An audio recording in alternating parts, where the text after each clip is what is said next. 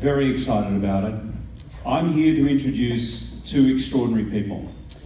I've always said making a musical is like climbing Mount Everest. And the main reason it's climbing Mount Everest and not climbing Mount Kilimanjaro or some other tough thing is the music.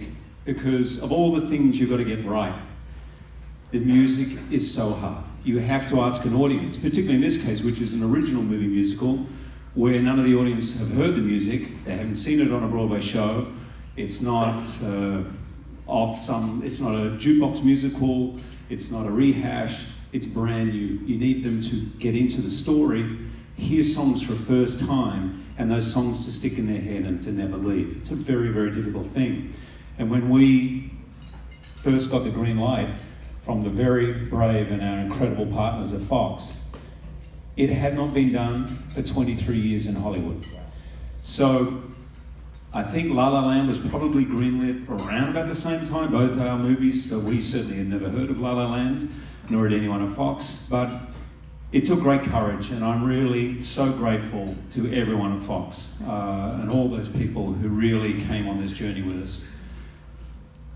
There's so many great stories in the making of this movie, one of which is Michael Gracie, our first-time film director, a friend of mine from Australia, who's here.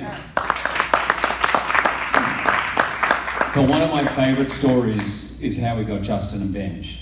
Justin and Benj were staying at a friend's house in the Hollywood Hills. I don't know who the friend was, but it was a fancy house with a grand piano. So when Michael had been given the tip, you should meet these guys, he walked into this incredibly wealthy, multi-million-dollar house, and he was thinking, who the hell are these guys? Now, Justin and Benj, to their credit, never said they were staying at a friend's house, they just acted like they owned it. Cut to Michael hearing some songs from them and going, oh my God, these guys are brilliant. I should give you a little backstory. We were looking for the best writers. This is what Fox had said to us.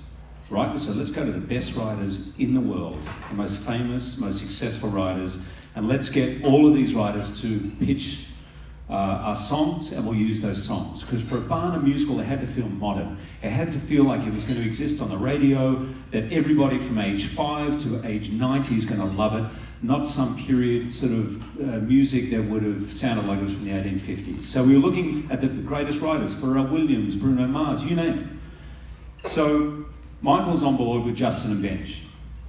Then he had the job of going to tell the studio that whilst they're searching for the most famous writers, perhaps our #1 writing duo would be Justin and Benj. So of course, I don't know who the exec was, I don't want to know necessarily. Michael went and said, listen, I've got these guys, they've written this song, A Million Dreams, Justin and Benj, and I think they've really got something. And the exec was like, well, sorry, who are they? He said, oh, Justin and Benj, they're very, very big, particularly on Broadway, huge. I said, really, on Broadway, like what? They said, well, they just won the Tony Award, and the exec was like, for what? They said, for James and the Giant Peach. And the exec, who didn't know a lot about Broadway, said, oh, okay, well, that's good. Without knowing that there has never been a production of James and the Giant Peach. A little bit of Barnum-esque coming out in our director. But actually, they did actually have a nomination for A Christmas Story, which is going to be on Fox this year. What Michael knew, and what very quickly Larry, Mark, Eva Kira, Emma, Stacey, everyone knew super quickly, was that these guys are the most incredible young writers probably writing today. They were just nominated for 2 Grammy Awards today, one for Dear Evan Hansen and one for La La Land. They won the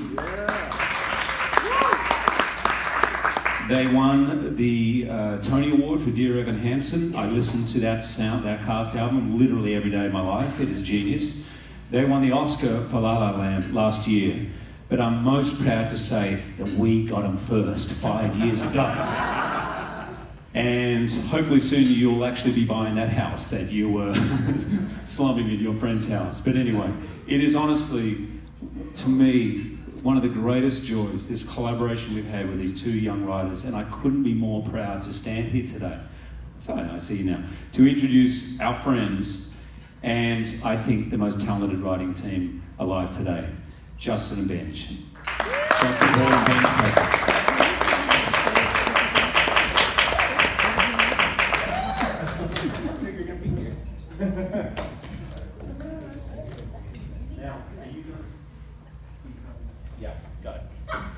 I'm out. Enjoy.